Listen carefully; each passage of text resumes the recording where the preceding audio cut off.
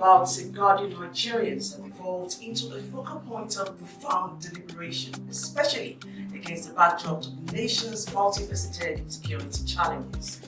At its core, the debate over the establishment of state police encapsulates broader questions regarding the optimal framework of ensuring public safety and maintaining law and order within Nigeria's dynamic socio-political landscape. So, how does the concept of state police differ from federal policing? Hello and welcome to All About Nigeria. I am your host, Romelia Isamidu. The dialogue continues in a moment. Stay with us. Thank you so much for staying with us on All About Nigeria. On today's edition of the show, we're taking a look at state police, the silver lining to insecurity. A big question, one that Nigerians have been searching for answers. Of course, I'm no longer alone, as always, as you know on the show. We have guest panelists weighing on these matters, and today isn't any exception. And I have two gentlemen with us here who have their wealth of experience with security challenges and also the legal angle of state police in Nigeria. Let me start with the gentleman on my left. Of course, the elder statesman, so we'll start with him. Mr. Christopher Atere is a former Commissioner of Police, Central Criminal Registry, FCIG, Alagbon. Thank you so much, sir, for joining us on the show today. Good to have you. And of course, to my right is Your Worship, Your Lordship, Justice Ojena, lead partner, Eco Solicitors and Advocates. Thank you so much, sir, it's my pleasure. for being on the show. But what is the correct thing to say to you? Your Worship, Your Lordship? Your Worship or Your Lordship. Your Worship is actually an archaic way of addressing magistrates. Now in Lagos, it's Your Honor. Your Honor. But if a person is at the High Court level and above, it is My Lord or My Lords. So which is the correct one to say? Okay, for me, it is Justice Ojena Esquire. You can't even use the word barrister before it because the Supreme Court said it is also wrong. But you have lawyers, this is what you get. You got explanations and explanations. So, welcome to the show. Yeah, thank you very much. Good to have you here.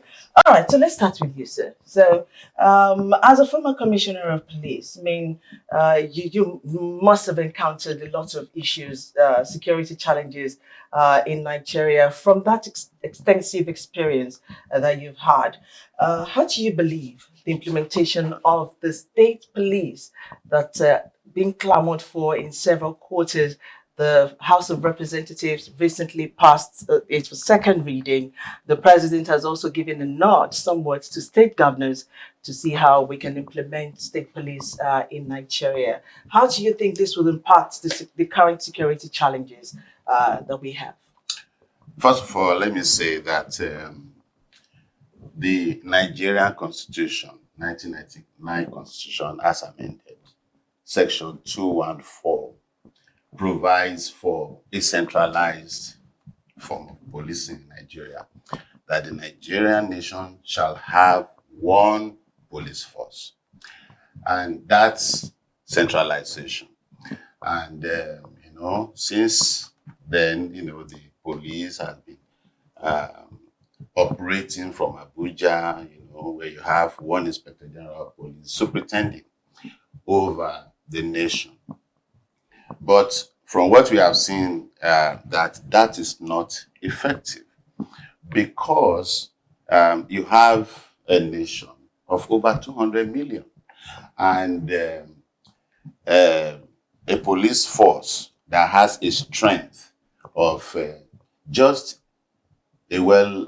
over 300,000. How is it going to effectively, police this kind of mass of people? And you have 36 states, you have 774 local governments in Nigeria. So it's not going to work. But I think that the first thing that should have been done is to look at the operations of the police, because the police has not, had its fair share of welfare, of equipment, of training and everything, because we've been having military rule for a long time, and maybe because those who have been leading us in the country have military backgrounds. So they have not really, looked at what the police can do. The police that I served in, the police, some of us left the university to go and join the police because we felt that, the capacity is there. We have the capacity, but the point is that we don't have the operation, the tools with which to work. So now that the police strength is depleted because of what we call attrition rate, people who are retiring, people who are dead, people who are dismissed, and then you have a small number of people. Shouldn't the government, thought about increasing the number? Let us even start from there. Increase the number of policemen, equip them, and see whether they will perform in the first place. Because what you see in Nigeria is that, okay, the police is not doing well. Let us, form another, outfit out of the police. Remember, the EFCC came out of the police.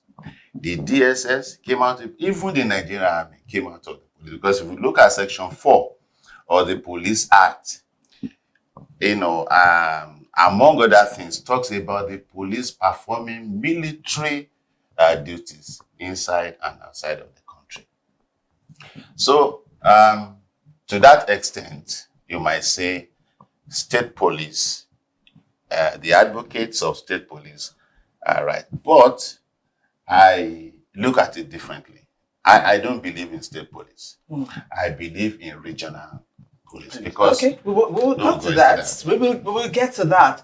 But you raised a constitutional issue and a legal angle to the question I asked, which I would like Justice Ojino to respond to.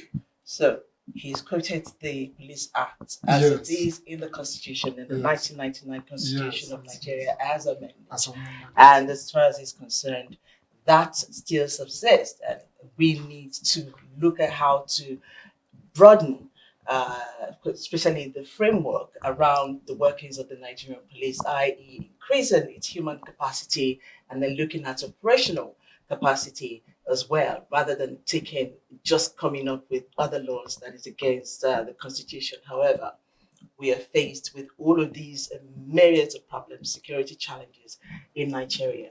How do we go around solving that issue while also respecting the Constitution?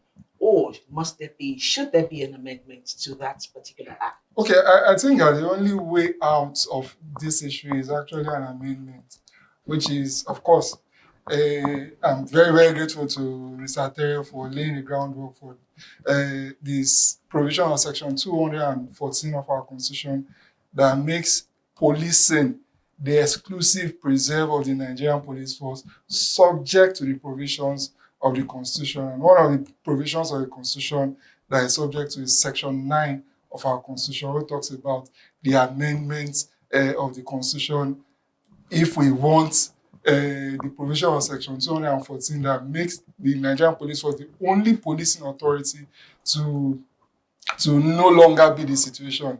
I may have to respectfully disagree with Mr. Terry when he says that he is not a fan of state police. We understand the advantages and we understand the disadvantages, but I think that we have actually reached our Waterloo now when it comes to one police for the entire federation. I've not seen exactly where one police for the entire federation works.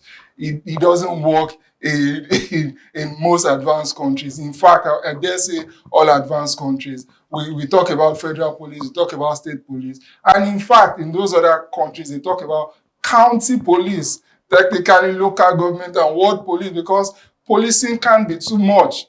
Yeah, we are talking about attrition, 300,000. And when we talk about a 300,000, Mr. Terry here has the experience. He will tell us that maybe 100,000 out of the 300,000 is not even available to police the entire populace, meaning that we need We just need another solution. And I think that the solution is state police. Yes, will there be disadvantages? Definitely there will be. And that's why I always say in situations like this, we always have a standing House of Representatives or a standing National Assembly. That's why they don't make one law and just retire.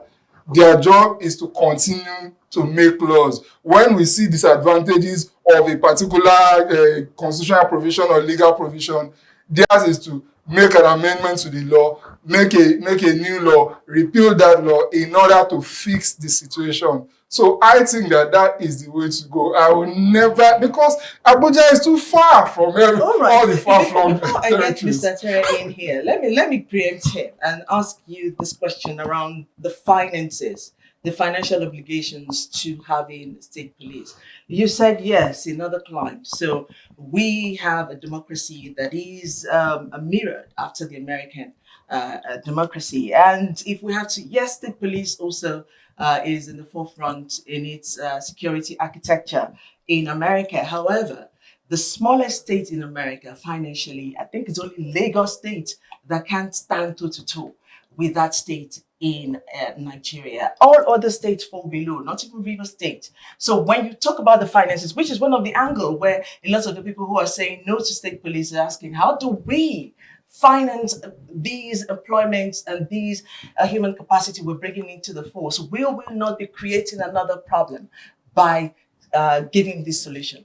Okay, for me, I think that everybody or every state should have state police to the extent and to the tune that they can finance.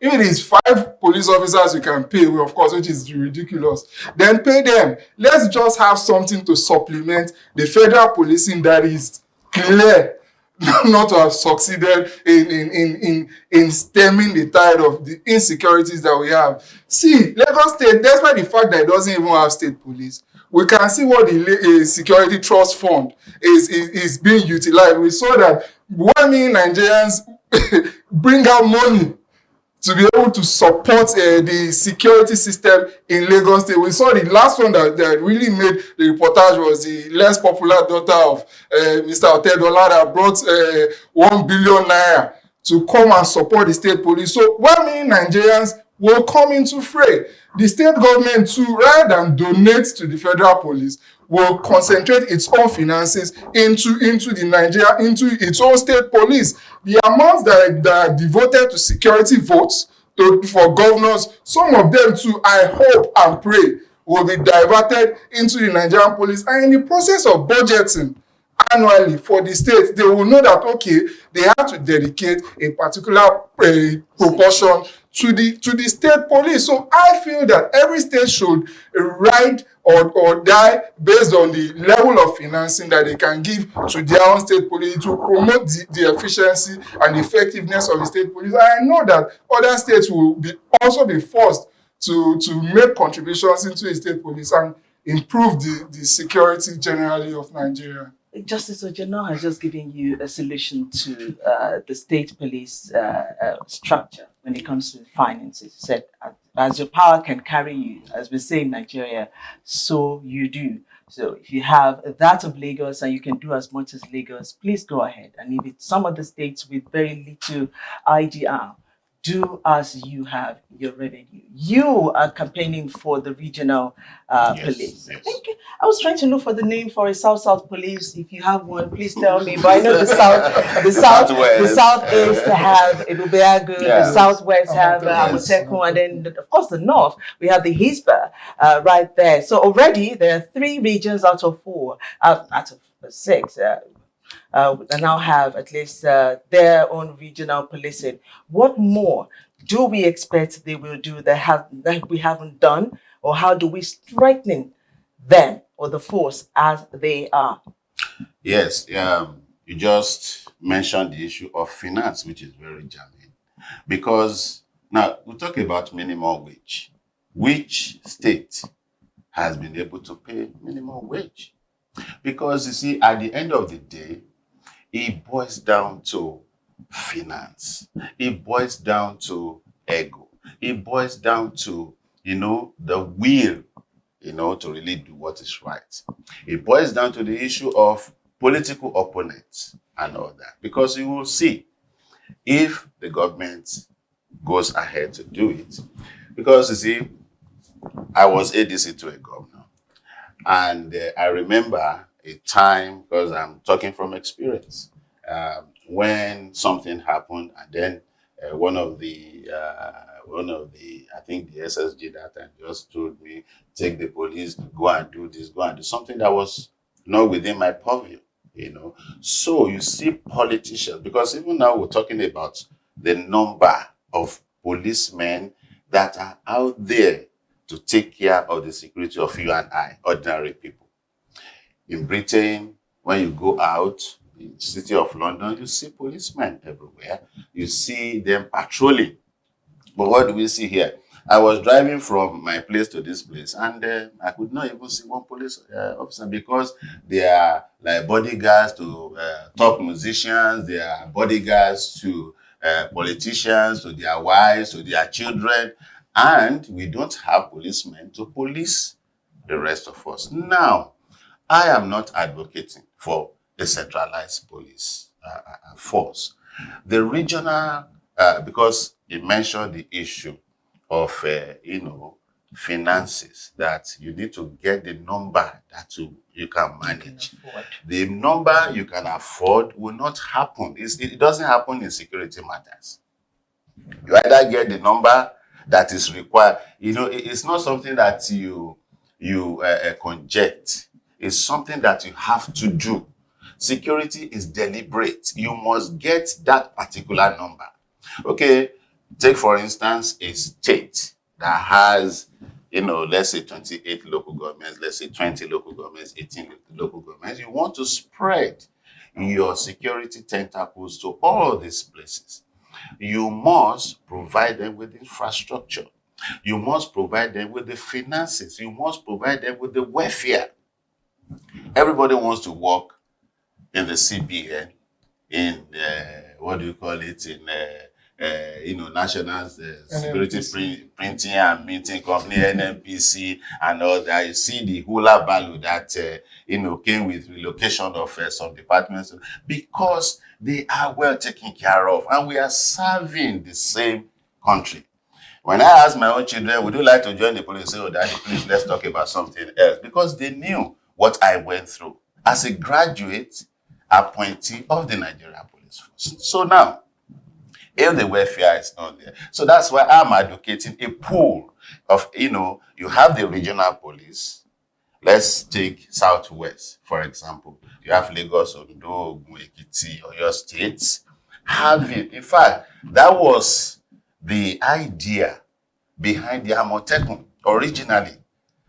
But, the powers that be then thought that, okay, this is going to balkanize the country. We don't want regionalization and all that, which is what was going to help.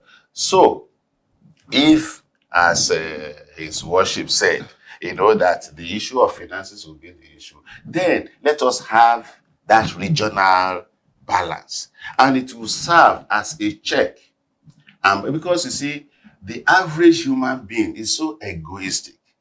And, I want to moderate I don't want to say, power. You see, we love power a lot. It's just like every state governor wants to be commander-in-chief of the police or armed forces in his own state. So that if there is an issue in state A, for instance, and they don't have enough people, you can mobilize from state B. Because you will have, like in India. In India, they have, inspector generals of police in their provinces. So it's not just one inspector. They are inspector general of police that they call him director general. But in the provinces, they have inspector generals of police, so that they can deal with certain issues within their regional jurisdictions without referring to the Inspector General of Police. For example, so that is what I believe will help. Instead, because it would serve, because we need to check the governors. The governors, have excessive power. They, control the local government. If they want to do election, they do whatever they like. They now have security to do whatever against their opponents. Okay. So that is very important. Mr. Terry, we will just pause there. We have to take a short break now. Of course, All About Nigeria continues. And when we come back with the panelists, they both are on different fences of this matter. But they will weigh in and let us in on the merits and demerits of each of what they are campaigning for. State police, Justice Ojina is, and of course, Mr. Terry is saying a regional policing system would be the better way for Nigeria. More after this break. Will you come join me and learn of my journey? Alele mama, alele mama, all about Nigeria. Alele mama, mama, alele mama. All right, thank you so much for staying with us. It is all about Nigeria, and we are looking at state police, asking the big question: is it the silver lining to Nigeria's insecurity challenges? Of course, I still have Mr. Christopher Tere, who is a former commissioner of police, with us in the studio, and we have His Honor Justice Ogina here with us as well. Still with us in the studio. Thank you so much, gentlemen, for staying with us. All right, so let's get with you, Your Honor. I knew you said, okay, state police is what you would prefer, and every state should do what they can carry, whatever their power can carry. They should go ahead and get the police force that they need. However, Mr. Terry has raised some issues, of course, when it comes to Nigeria's political landscape, what can happen, how that can evolve, from what is supposed to be to something else entirely. So you tell us what the legal framework should now be, considering the challenges he has raised, and how we can move forward with the state police system, way to pull through at the National Assembly. Okay, for me first, I think we should start with Section 14 of our Constitution, where it talks about the fact that the job of the government is to provide security to the people. If we slice and dice the security situation in this country, we know that that's fast becoming a farce, and the central police cannot really hold it. So now I feel that Section 214, as a matter of urgency, should be amended. It should be amended to remove the exclusivity that belongs to the Nigerian police force. So once that is amended, another law that should be amended quickly is the Nigerian Police Act. He cited Section 4, and I feel that Section 4 too should be speedily amended to ensure that the Nigerian police doesn't have power. The Nigerian police at the federal level doesn't have power to deal with all manner of offenses and criminalities in all states. They should be restricted, and the states should now have their relevant laws to govern that situation. Another legal framework that has to be tinkered with is the way we go about enforcement of fundamental human rights. And that, to a large extent, will deal with the fears that Mr. Terry legitimately raised. We know our political environment, and that's why he is really, really and it is valid. Very, very legitimate, very, very valid. So if we strengthen the way fundamental human rights are enforced, the judges involved, the kind of spine of steel that will be involved. For this purpose, we may have to create a constitutional court that will speedily address fundamental human rights issues. We may also have to think out Section 308 of our Constitution that gives immunity to the president, the vice president, the governor, and the deputy governor. So that in the event that for the purpose of the use, it can be restricted a lifting of the immunity, that if it is observed that maybe a governor is trying to abuse the use of the state police, then for the restricted purpose of abuse of state powers, immunity can be lifted. Maybe we can try that. And that's why I always say we this is the reason why we have a standing legislature, so that when they see challenges, they can always legislate to fix the challenges. So these are just a few, and of course, constant reorientation. We should ensure that the CSO, the civil society organizations, are strengthened so that when they see something, they say something, and they fight appropriately using the court system. We may also have to staff the judiciary up with more judges so that cases of abuse of state police powers can be speedily abused, amongst a myriad of other strategies that we can use. Before we get to Mr. Terry at this point, of the 36 states in Nigeria plus the FCT, if you were to close your eyes and you painted a fantastic picture, I mean, a very dreamy one, and I just pray and it comes to pass. But outside Lagos State, if you were to close your eyes as we speak, which can meet all of the things you have talked about in this morning? Okay, maybe not all. And we must always also be reminded that security can never ever be completely financed in any part of the world. The American budget on security is always increasing year on year. It's never enough, despite the fact that America as one country, the amount it spends on security is more than the 10 next countries all combined. So that tells you that no matter how we think we will satisfy our budget for security, it will never ever be enough. It will only be enough in heaven. So that said, it will still be based on the capacity of the states at the end of the day. So if I'm to name states, Lagos State may do a better job than a Rivers State or Akwa Ibom State. Maybe those two may do a better job than Kebbi or Zamfara or Ekiti, because now we may now have to put them into tiers, tier A, tier B, tier C. I expect the standard of Lagos not to be that far from the standard of the FCT, or the FCT not to be that far from from Rivers, from Akwa Ibom, from I can't mention Bayelsa. Maybe Bayelsa should be in tier B or tier C, and a lot of other states. And I think that is the approach that we have to have. A lot of money you're talking about as we speak between Lagos and Rivers. Who's second to Lagos? We know the chasm. We know the distance between them in terms of revenue generation. Mr. Chaya, here we come to you now with the regional policing system. So you've mentioned India and how it works in India.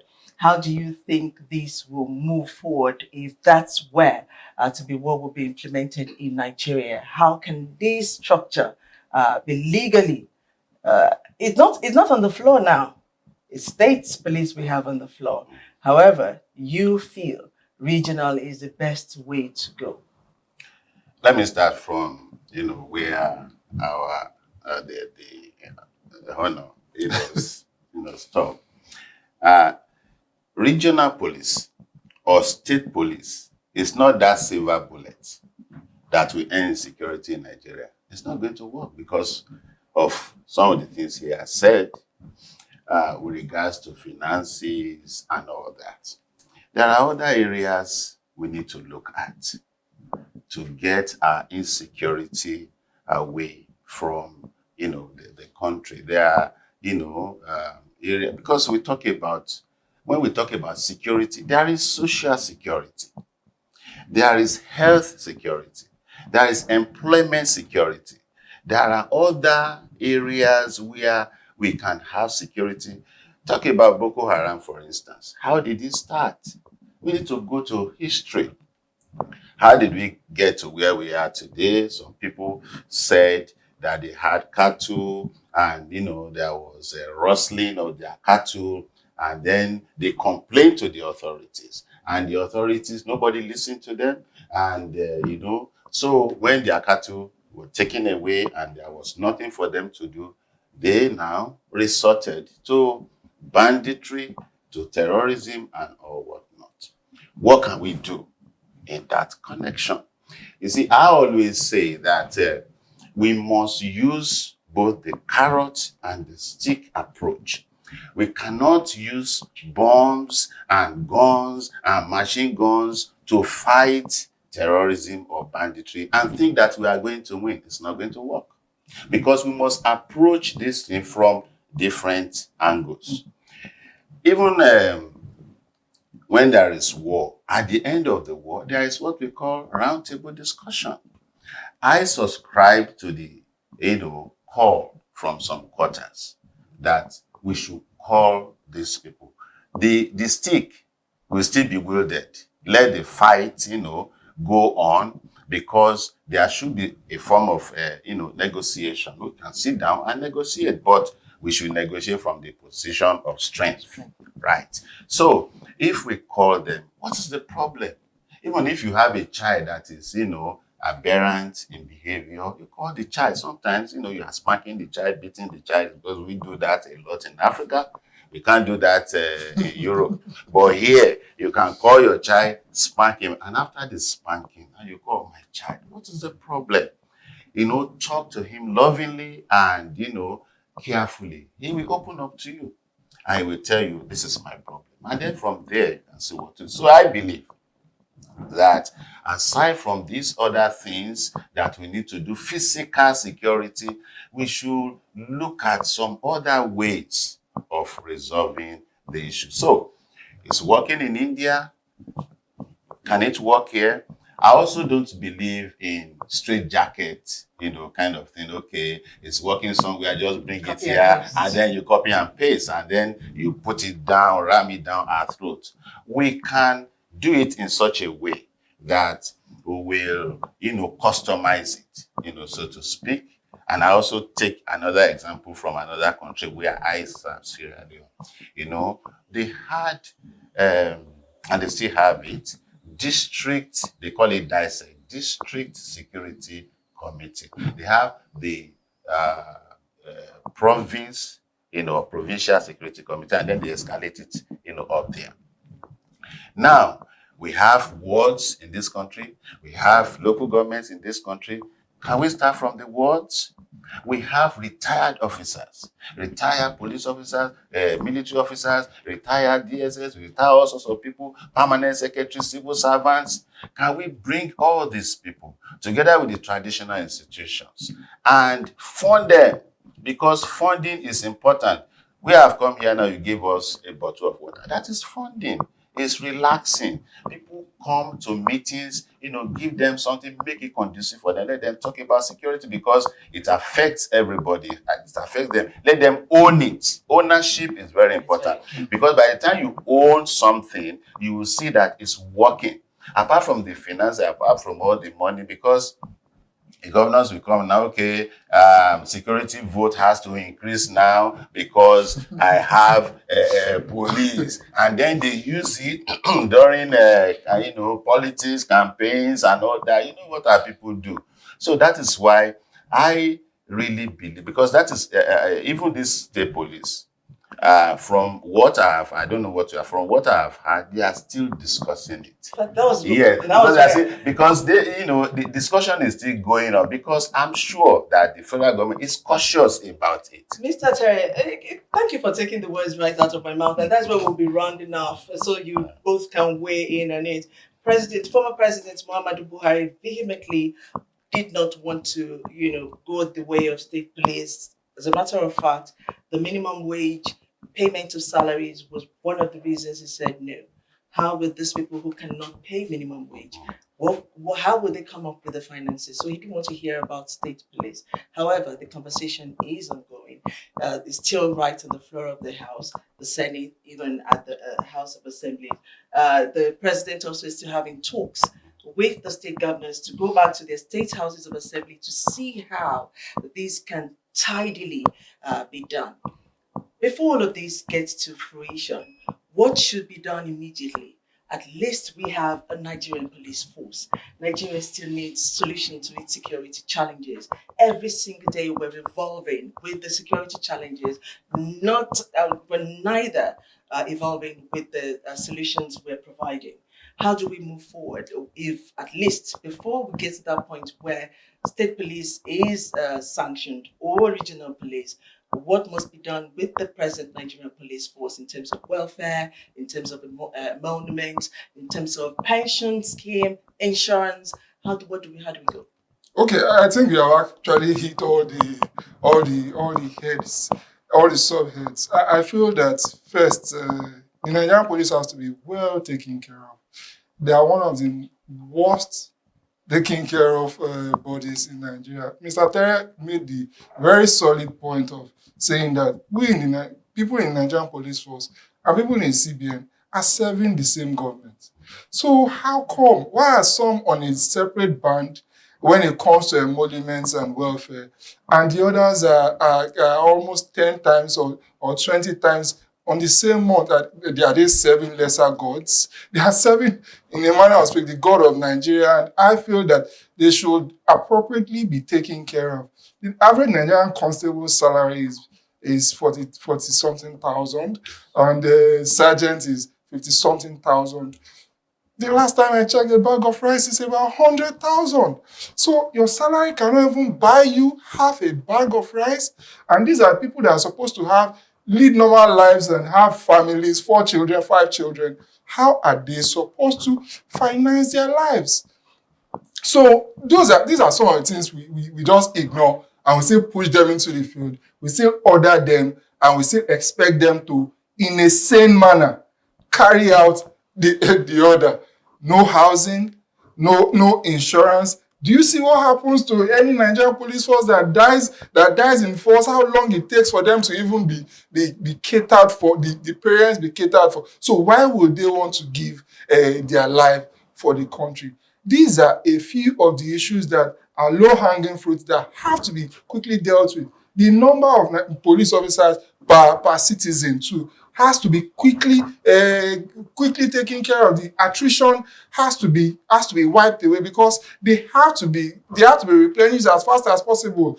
And I do not like a situation where every Inspector General of Police that comes, one of the first things they say on the first weeks of their resumption is all the police officers that are attached to VIPs are hereby withdrawn. And I've never ever seen an order that is flouted beyond more than that in this country. And we see that never happens. That never ever happens. Do you know the operational, the amounts that are given to the divisional police officers, divisional police stations to run in per quarters? You don't want to hear the breakdown, because now that we usually say that to whom much is given, much is expected. To whom nothing is given, I dare not say nothing is expected. What say you, Mr. Well, he has said everything, and I thank you. I feel like coming to hug you, for what you have said, because you see, when we saw these things before we joined the Nigeria Police, I finished from University of Lagos, and it has always been my dream to be a police officer. I mean, to contribute something. But what did we see? It was, now, if I tell you my pension, you'll be amazed. It's nothing to write home about. Nothing to write home about. And like he said, police operation is driven by public patronage. This one have you seen police patrol vehicles donated by witches and wizards, the society, donated by this and that? Should we have that in the society? No. If it's government parastatal, because you don't see other government outfits having all those things donated by this, donated. Why can't we deliberately? So, because of time, let me just say this, that before we get to either regional police or state police, what do? Number one, we should look at the welfare of those who are serving now. Go to police, outreach, police barracks. Go to Ikeja, it's just close here. Go and see where they are living. They live like refugees. You find in apartments like 3 or 4 families. They are transferred.